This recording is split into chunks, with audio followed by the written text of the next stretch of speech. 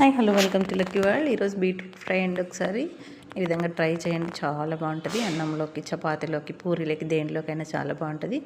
ముందుగా బీట్రూట్ పొట్టు తీసుకొని కట్ చేసుకొని నేను చూపించిన విధంగా కుక్కర్లో వేసి రెండు విజిల్స్ ఇచ్చేసి పక్కకు పెట్టేసుకోండి.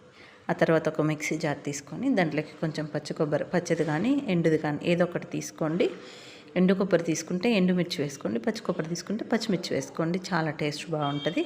ఇట్లా మిక్సీ జార్లోకి కొంచెం కొబ్బరి, పచ్చిమిర్చి, కొంచెం 2 వెల్లుల్లి రెబ్బలు కూడా వేసుకోండి. ఉప్పు కూడా దాంట్లోకి వేసుకోండి. నేను ఆ వేసింది ఏది పిక్కు మిస్ అయింది, మీరు దాంట్లోకి వేసేసుకొని మిక్సీ పక్కకు పెట్టుకోండి.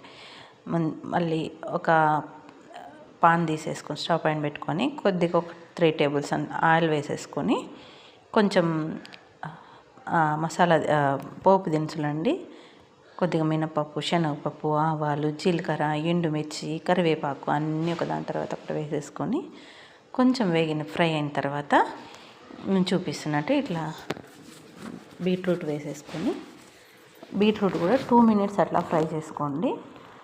2 మినిట్స్ ఫ్రై చేసుకున్న తర్వాత దీంట్లోకి మనం ఆడిచి పెట్టుకున్నాం కదండి కొబ్బరి పేస్ట్, అది వేసేసుకోండి.